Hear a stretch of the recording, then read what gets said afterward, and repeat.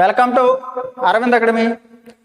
ఈరోజు మనం మన నిత్య జీవితంలో శాతాలు అంటే పర్సంటేజెస్ యొక్క ఉపయోగాలు, ఈ చాప్టర్ నేర్చుకుంటే ఏ చాప్టర్లకి క్వాంట్లో ఎన్ని మార్కులు వస్తాయి, ఎంత ఇంటర్లింకింగ్ ఉంటుంది, నాన్ మ్యాథ్స్ స్టూడెంట్స్ భయపడడానికి ఇబ్బందిగా ఉన్న చాప్టర్ శాతాలు. శాతాలు అనే చాప్టర్ బ్యాక్ బోన్.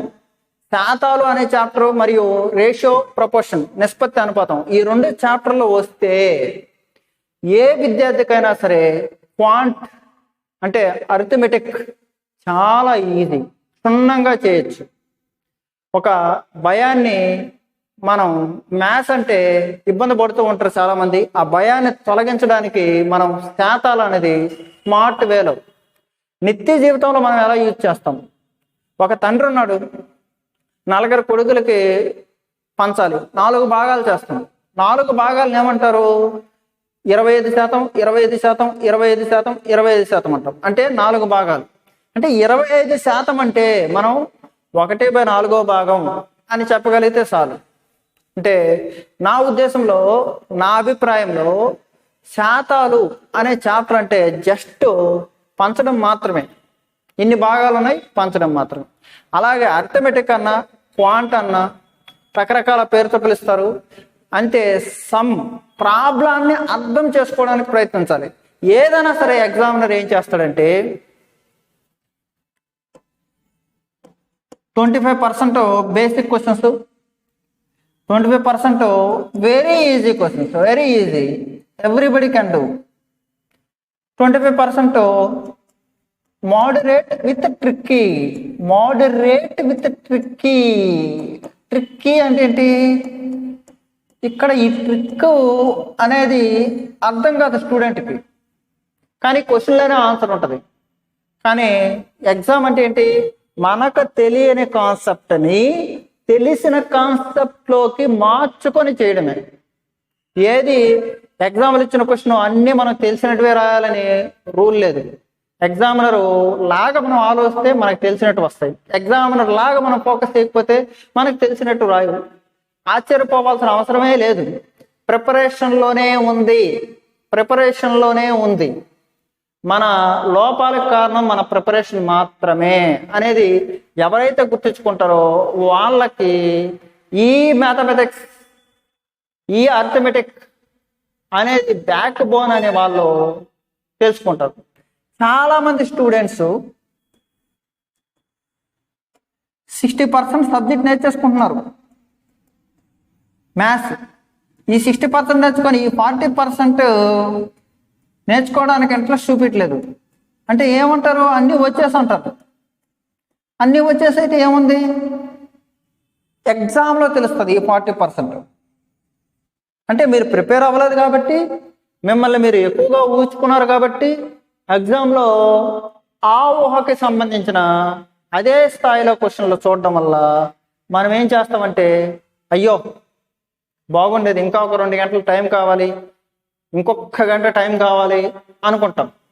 ఈ లోపాలు, ఈ విధంగా మనం ఈ లోపాలని అవగాహన చేసుకొని ముందుకెళ్తే సక్సెస్ అనేది 100% వస్తుంది. Next 25% questions very hard questions, very hard questions. ఈ హార్డ్ క్వశ్చన్స్లో కూడా ఒకవేళ 25 క్వశ్చన్స్లో 10 క్వశ్చన్స్ చేస్తే వాళ్ళకి జాబ్ ఉంటుంది. వాళ్ళు ఏం చేయాలి? ఈ 10 క్వశ్చన్స్ అటెంప్ట్ చేస్తూనే ఈ మూడింటిని మేనేజ్ చేయగలగాలి. అర్థమెటిక్ అంటే జస్ట్ నంబర్స్. ఇమాజిన్, నంబర్స్తో మనం ఆడుకోవడమే, ప్లేయింగ్ విత్ నంబర్స్, అంతే అర్థమెటిక్ అంటే. ఓకేనా ఫ్రెండ్స్? ఇప్పుడు మనం శాతాలుకి మనం చిన్న టేబుల్ ఒకటి నేర్చుకుందాం. ఈ టేబుల్ చాలా ఇంపార్టెంట్. నిత్య జీవితంలో మీకు ఎక్కాల రాకపోయినా పర్లేదు, నేను అడగను 2 నుంచి 20 టేబుల్ ఎంత అని అడగను నేను. ఫస్ట్ ఆఫ్ ఆల్ నేను మీకు ఒక టేబుల్ నేర్పిస్తాను. 100 టేబుల్ అంటారు దాన్ని. ఎందుకంటే శాతాలు అని హెడ్డింగ్ పెడితే ఫస్ట్ క్వశ్చన్ ఏమడుగుతారు? What is meant by percentage? ఒక వ్యాపారం చేయాలన్నా పర్సంటేజ్ అడుగుతుంది. ఒక వ్యాపారం చేయాలి, ఇద్దరు కలిసి చేద్దామంటే పర్సంటేజ్ ఏంటి అంటే మీరు కాంపిటేటివ్ రంగానికి ఉపయోగపడుతుందనే ఉద్దేశంలో పర్సంటేజ్ నేర్చుకోకూడదు. మీరు లైఫ్లో ఎక్కడ పడితే అక్కడ మనం యూజ్ చేయాలనే ఉద్దేశంలో నేర్చుకోవాలి. అలా నేర్చుకుంటేనే మన సబ్జెక్టు డెవలప్ అవుతుంది. పర్సెంట్, పర్ అంటే 100, పర్ అంటే చూడండి, ఒక సెంట్ అంటే 100%. ప్రతి 100కి అని అర్థం. పర్సంటేజ్, శాతాలు. చూడండి, ఒక విద్యార్థిని నేను క్వశ్చన్ అడిగాను, నీకు ఎన్ని మార్కులు వచ్చాయి నాన్న అని అడిగాను అనుకో, 64 సార్ అన్నాడు అనుకో, నేను వెంటనే తెలివైనోడిని కాబట్టి ఎన్ని మార్కులకి అని అడుగుతాను.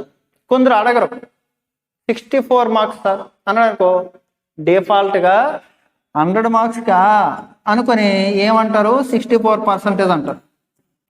అంటే ఈ పర్సంటేజ్ సింబల్ ఎక్కడున్నా మనం ఏం చేయాలి, 1/100 అనేదాన్ని ఎక్స్ప్రెస్ చేస్తున్నాం. పర్సంటేజ్ అంటే ఏంటండి, 1/100 అని మనం తెలుసుకోవాలి, అంతేనా? ఇప్పుడు చూడండి, నేను ఒక చిన్న టేబుల్ నేర్పిస్తానన్నాను కదా, ఆ టేబుల్ గురించి వెళ్దాం. మీ దగ్గర 100 రూపాయల నోటు ఉందనుకో, 100 రూపాయల నోట్లు ఒకటే ఉందనుకో, అప్పుడు ఏమంటాం, ఎన్ని వస్తాయి, ఒకటే వస్తుంది. 100 ఒకట్లో 100. చూడండి, ఇప్పుడు 100% అంటే ఎట్లా రాస్తాం మనం, 1 అంటాం.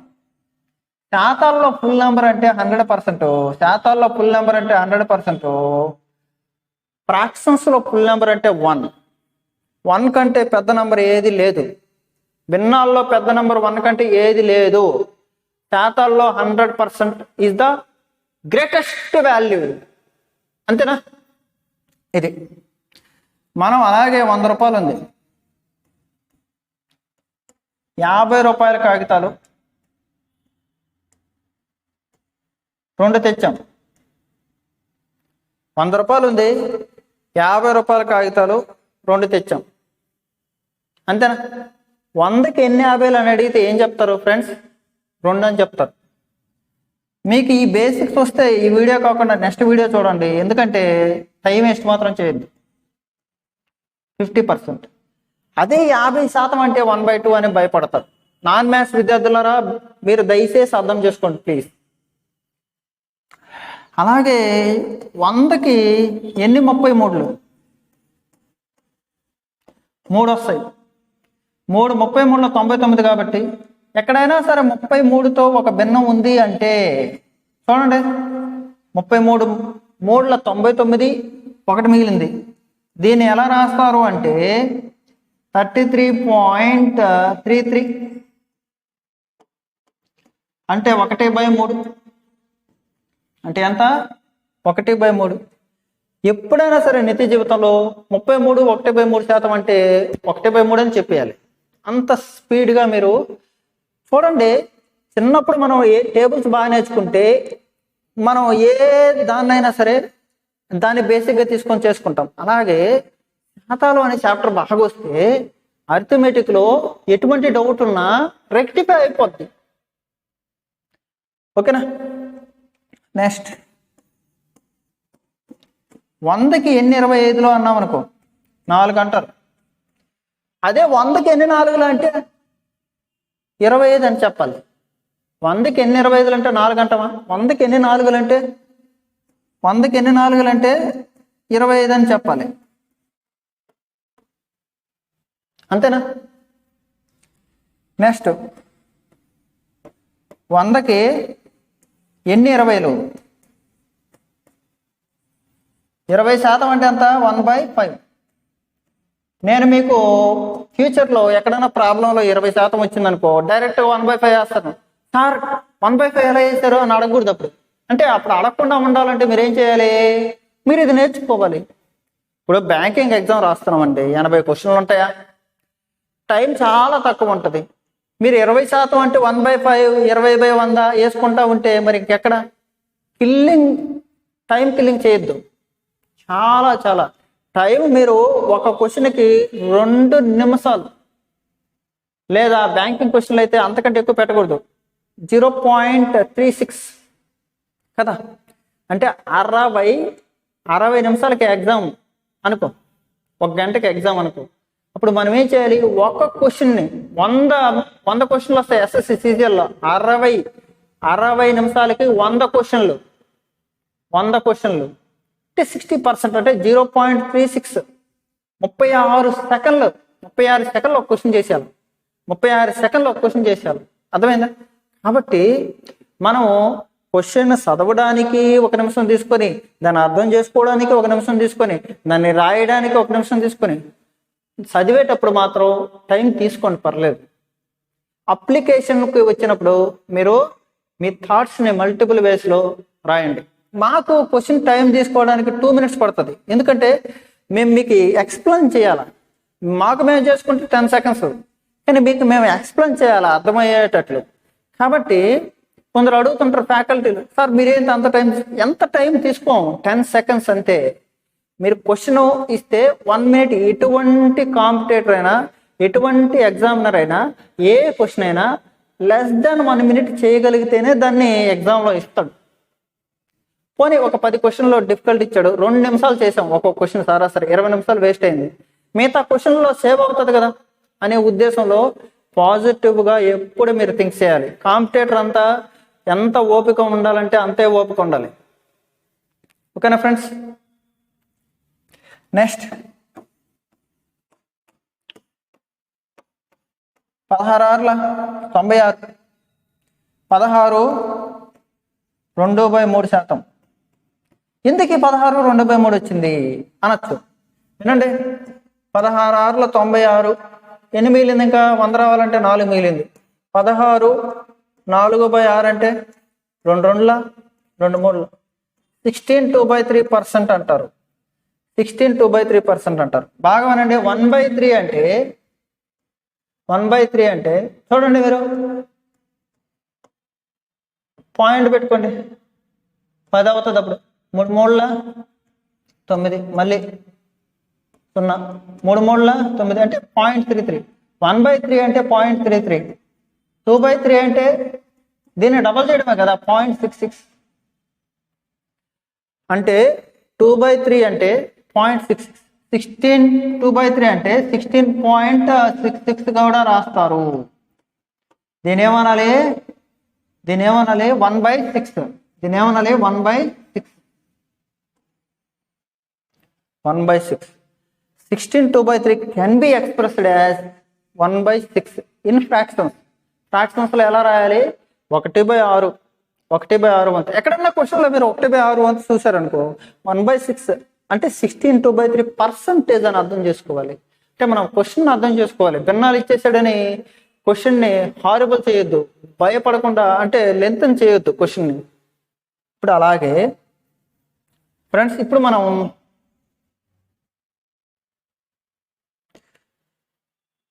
చూడండి, 100కి ఎన్ని 14? 14 ఏళ్ళ 98. మళ్ళీ చూడు, 14 ఏళ్ళు 98 అంటాం కదా. ఇంకెప్పుడన్నా 14 ఏళ్ళు ఎంత అని అడిగామనుకో, 14 ఏళ్ళ 7 10 70, 7 4 28, 98 సార్ అని చెప్తాం. అలా కాదు, నువ్వు 14 ఏళ్ళని నేర్పిస్తున్నా, 14 ఏళ్ళ అన్నప్పుడు 98 డైరెక్ట్గా స్మార్ట్గా చెప్పేయాలి, అంటే 100. అంటే చూడండి ఎలా రాయొచ్చు దీన్ని, 14 ఏళ్ళ 14 ఏళ్ళంతా 98 ప్లస్ 2 14 2/7%. 14 2/7%. అలాగే 14.28% అంటే ఏమంటారు, 1/7. 1/7 ఎందుకంటే 7 సార్లు పోతుంది కాబట్టి, 7 సార్లు. 100కి ఎన్ని 14లో 7. 14 వస్తే 7 వస్తుంది, 7 వస్తే 14 వస్తుంది. ఇలా ఫిక్స్ అయిపోవాలి. ఇలా ఫిక్స్ అయిపోయిన రోజే మీకు సబ్జెక్ట్ డెవలప్ అవుద్ది. నెక్స్ట్, ఇది ఎలా వచ్చింది ఏంటి దీని స్టోరీ తర్వాత చూద్దాం. 100కి ఇప్పుడు 14 అయిపోయిందా? 100కి ఎన్ని 12.5లో 100కి ఎన్ని 12లు? 12లు అనండి, 12.5 వద్దు, తర్వాత చూద్దాం. 100కి ఎన్ని 12లు? 8 12లు, 12 96. 96 చూడండి, 12 96. ఎన్ని మిగిలింది? 4 మిగిలింది. 12 1/2%. 12 1/2%. 12 1/2% అంటే 1/8 అని. అలాగే 8 వస్తే 12 వస్తుంది. ఇలాగా చూడండి, 12 1/2%, 12.5% అంటే 1/8. 12.5% అంటే ఎంత? 1/8. ఓకేనా? నెక్స్ట్, 100కి ఎన్ని 11లు? 100కి ఎన్ని 11లు? 9 వస్తాయి. కాబట్టి చూడండి, 11 9లో 99, 1 మిగిలింది. అంటే 11 9లో 99, 1 మిగిలింది. అంటే ఎంత? 100/9. పర్సంటేజ్లో రాయాలంటే బై 100 వేయాలా లేదా? 1/9. 1/9. చూడండి, మీరు అలాగే అంటారు. ఎలాగా సార్? 12 1/2%ని భిన్నాల్లో రాయండి సార్ అంటారు. భిన్నాల్లో రాస్తే అంత 12 24 + 1 25/2. పర్సంటేజ్ అంటే ఎంత? పర్సంటేజ్ అంటే 1/100. 25 1 25 1/8. 1/8. ఇవన్నీ మళ్ళీ నేర్పిస్తాం తర్వాత. ఇప్పుడు దీన్ని మనం భిన్నాల్లో ఎలా రాయాలంటే,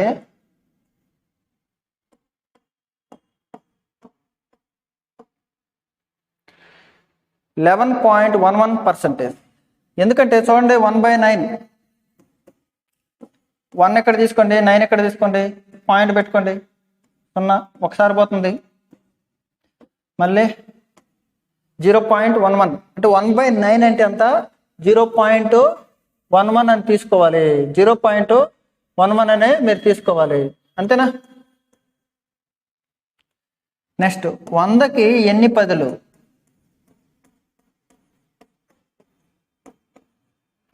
10. 10% అంటే ఎంత? 1/10. 10లు వస్తాయి. ఓకేనా? అలాగే 100కి ఎన్ని 9లు? 100కి ఎన్ని 9లు? 11. 100కి ఎన్ని 9లు? 11. చూడండి, 11 9లు. 11 9లు 100కి ఎంత మిగిలింది? 1 మిగిలింది. 9 1/11% అన్నా, 9.09% అన్నా ఒకటే. చూడండి, 9 1/11% అన్నా, 9.09% అన్నా ఒకటే. క్వశ్చన్లో రేపు 9.09% అంటాడు. మీరేం చేయాలి? ఇక్కడ 9 ఉంటే డినామినేటర్లో 11 ఉండాలి. ఇక్కడ 9 ఉంటే 11 ఉండాలి. ఇక్కడ 25 ఉంటే ఇక్కడ 4 ఉండాలి. ఇక్కడ 20 ఉంటే ఇక్కడ 5 ఉండాలి. ఇక్కడ 16 ఉంటే ఇక్కడ 6 ఉండాలి. ఇది మీకు అర్థం చేసుకోవాలి మీరు. నెక్స్ట్, 8 12 కదా. చూడండి, 8 12 96. ఎంత మిగిలింది? 4 మిగిలింది. 4 1 4 2 12 1/2. అంతేనా? అదే 12 1/2% అంటే 1/8 అని. అలాగే ఇప్పుడు 8 12 12 ఎంత? 96. 4 మిగిలింది. అంటే 8 1/3%. 8 1/3%.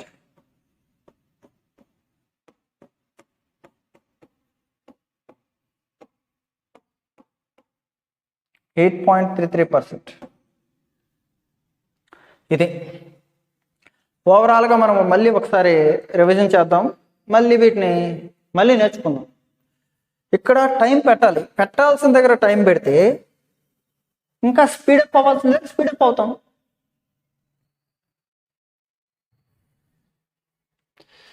ఇది ఇంతకుముందు మనం రాసుకున్న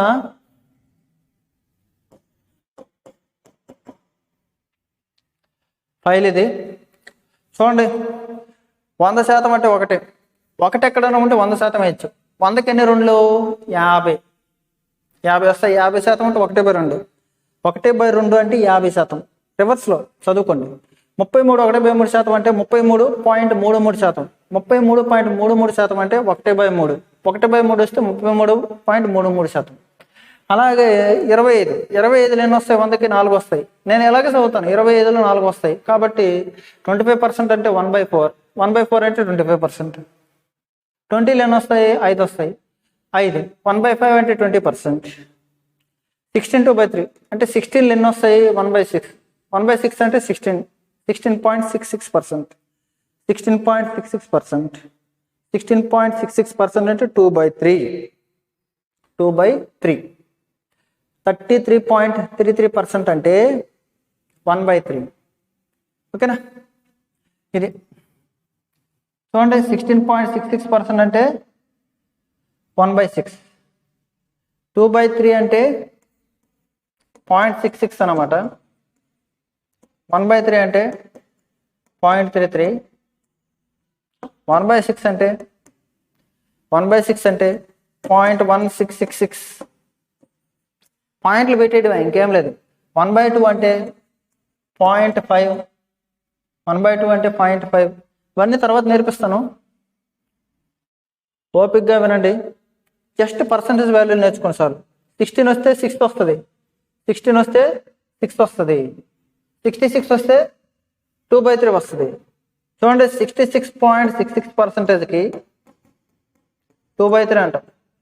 16.66%కి 1/6 అంటాం. ఈ రెండు కన్ఫ్యూజ్ అవ్వద్దు, ఇవి బాగా నేర్చుకోండి. ఈ వాల్యూస్ వస్తే పర్సంటేజ్ అనేది బాగా అర్థమవుతుంది. నేను ఇంకొంచెం ముందుకెళ్తాను.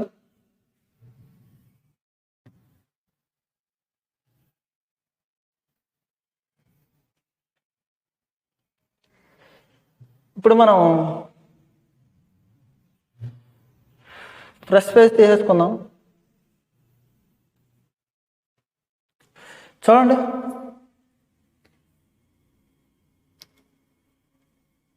నేను 1/2 అని అడిగాను అనుకో, మీరేం చెప్పాలి?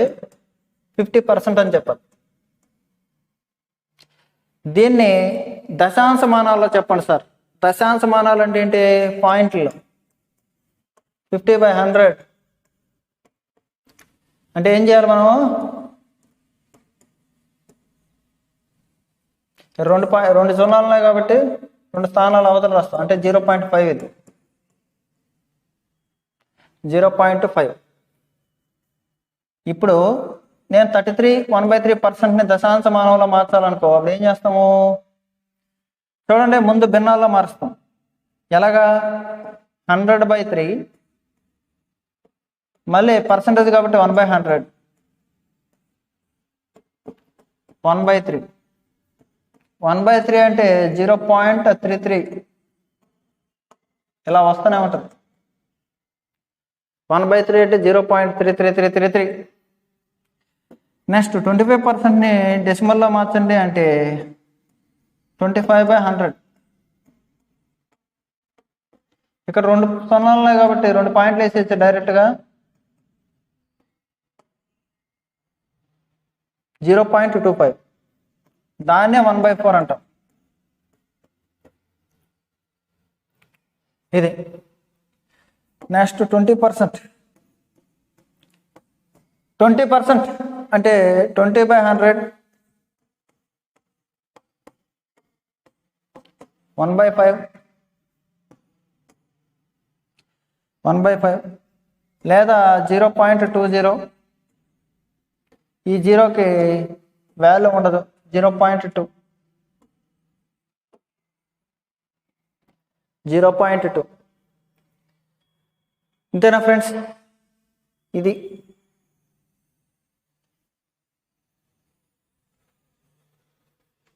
మీరు నేర్చుకోవాల్సిన ముఖ్యమైన అంశాలు అవి. ఇప్పుడు చూడండి, ఇప్పుడు నేను ఎగ్జాంపుల్ 20% అన్నాను అనుకో, 1/5. ఒకవేళ దీన్ని నేను డబుల్ చేశాను అనుకో, 40%. ఏమవుతుంది అప్పుడు? 2/5. దీన్ని ఇంటూ 2 చేశాను, దీన్ని మీరు ఇంటూ 2 చేయాలి. అంతేనా? ఒకవేళ నేను 60% అడిగాను అనుకో, దీన్ని ఇంటూ 3 చేయాలి. ఓకే, దీన్ని ఇంటూ 4 చేశాను అనుకో,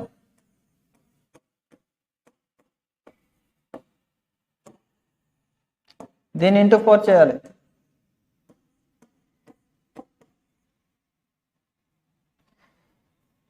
ఈ 20% అంటే ఎంత? 1/5 ఇంటూ 5 చేసామనుకో,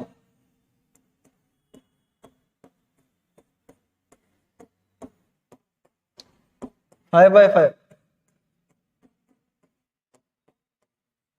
అంటే 1. 5/5 అంటే ఎంత? 1. 120% అనుకో, 20ని దేంతో చేయాలి? ఇంటూ 6. దీన్ని మనం ఇంటూ 6 చేయాలి, అంటే 6/5 అంటే 6/5.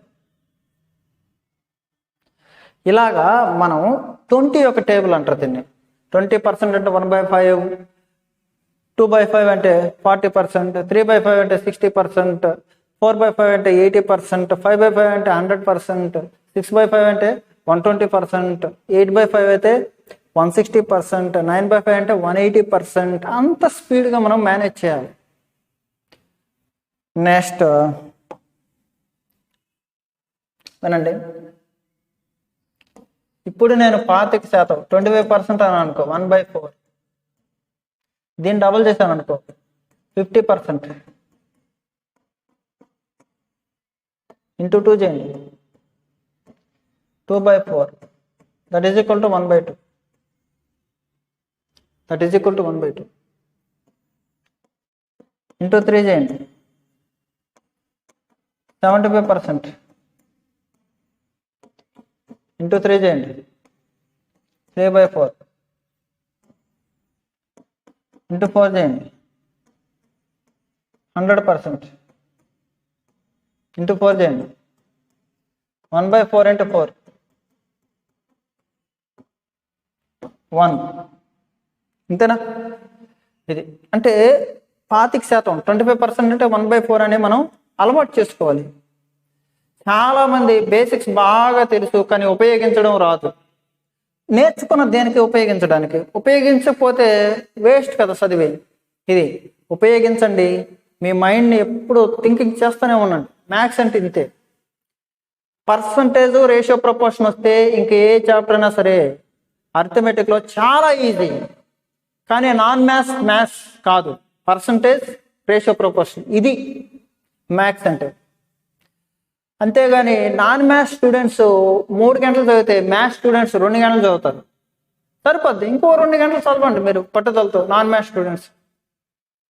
ఒకటే గుర్తుపెట్టుకోండి, లైఫ్లో ఎగ్జామ్ పెట్టేటప్పుడు మ్యాథ్స్ స్టూడెంట్స్కి వేరేగా, నాన్ మ్యాథ్స్ స్టూడెంట్స్కి వేరేగా పేపర్ ఎవరు అలా చల్లదు.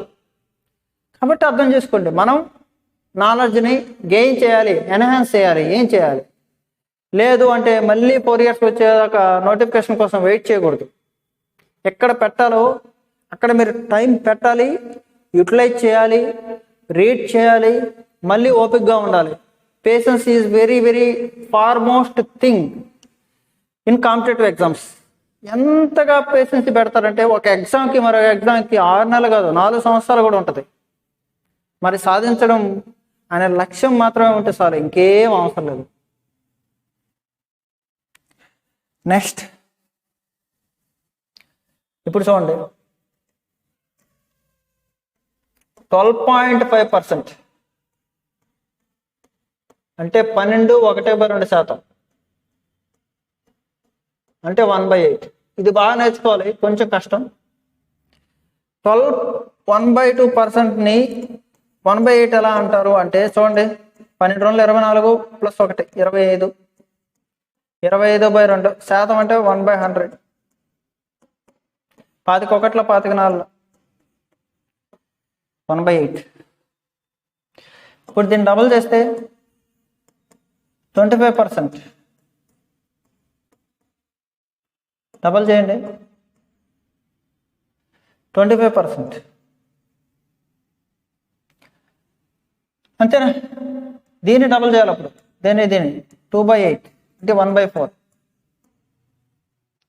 అంతే కదా? దీన్ని త్రిబుల్ చేయండి. 12.5 మూడుల 12.5 మూడుల 12 మూడుల 36, అర్ధ మూడుల 1.5 37.5, 37.5%. 3 సార్లు చేయాలి. దీన్ని 3 సార్లు చేయాలి. 3/8.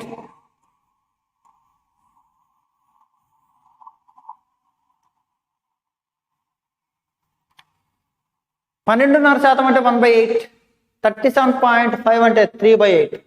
3/8. ఇప్పుడు 12.5% అంటే 1/8. దీన్ని 4 సార్లు చేయండి. 12.5 4ల సార్ 12.5 4ల సార్ 25 రెండ్ల సార్ 12.5 4ల సార్ 25 రెండ్ల సార్ అనాలా? 25 రెండ్లు ఎంత?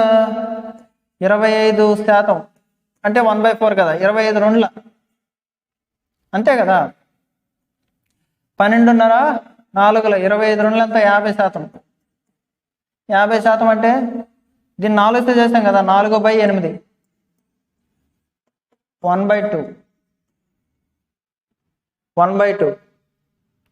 సార్ బాగుంది. 12.5% 12 1/2 అంటే 1/8. అప్పుడు 62.5. 62.5 అంటే ఎంత? 12 60, అర్ధ 5 2.5, 5/8.